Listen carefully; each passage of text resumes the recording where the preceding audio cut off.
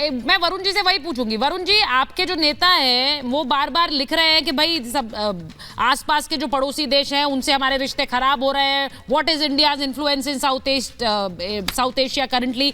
अब इसका मतलब क्या? अभी मुझे लगता है मेजर आर्या ने, शायद मुझे ये सवाल पहले पूछना चाहिए था, मेजर आर्या का जवाब उस सवाल के जवाब में ज्यादा था, लेकिन आपके नेता बार बार ये बात उठाते हैं। मालदीव जैसे जो प्रकरण हुआ या घटना हुई, नरेंद्र मोदी से ज्यादा हमला उन्होंने भारत पर किया था, जब उन्होंने कहा कि ये जाने लायक जगह नहीं है। उनके मंत्री जिस तरह के बयान लिख रहे थे, इस पर तो मुझे लगता है अगर कोई रिएक्शन भारत देता है, बल्कि भारत ने अभी तक कोई ऐसा रिएक्शन नहीं दिया राजनयिक स्तर पर। उनके राजनयिक को जरूर बुलाया था, 3 मिनट में उन्हें चलता कर दिया, दैट्स इट। लेकिन हमारे से पहले उन्होंने वहां पर एक्शन लिया, इसलिए लिया क्योंकि भारत उनके लिए इंपॉर्टेंट है। उसी तरह से मुझे लगता है इस पर हम सबको एक साथ रहकर बोलना चाहिए। आपके नेता बोल रहे हैं, क्या मतलब है? क्या रिश्ते खराब कर लिए भारत ने सबसे? रिश्ते खराब है क्या हमारे?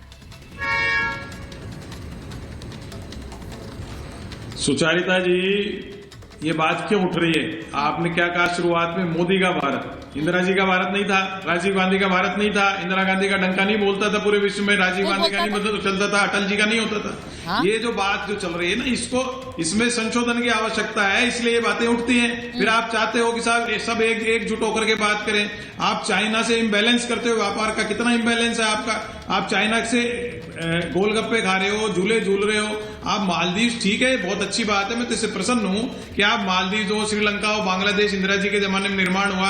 आप अच्छी बात चल रही है विश्व में, मैं इस बात की तारीफ करता हूं कि मोदी जी ने पूरे वर्ल्ड पावर भारत को एक खड़ा करके रख रखा है। लेकिन ये नहीं कि पुराने प्रधानमंत्रियों का डंका नहीं बजता था। इसको तारीफ करने में क्या दिक्कत आती है? तो किसने नहीं की? राजीव जी किसने नहीं की है? पता है तो आप तारीफ। वरुण जी, किसने नहीं की है? 1971 में बांग्लादेश जब बन गया, सुनिए मेरी बात, आज तक इंदिरा गांधी की बात होती है सर।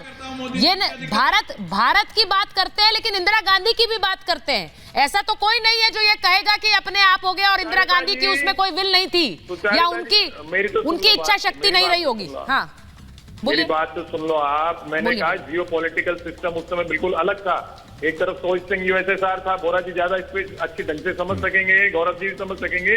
और अमेरिका का अलग था, उस समय गुटनिरपेक्ष आंदोलन का नेतृत्व इंदिरा गांधी ने किया। उस समय अलग स्थितियां थी। जब मनमोहन सिंह जी आए, इस इंटीग्रेशन हो रहा था, ग्लोबलाइजेशन चल रहा था, लिबरलाइजेशन चल रहा था। मैं हालांकि डॉक्टर मनमोहन सिंह जी की आर्थिक नीतियों का कभी प्रशंसक नहीं रहा हूं, लेकिन उन्होंने भी ऐसा नहीं किया कि उनको आप कह दो कि नहीं चला।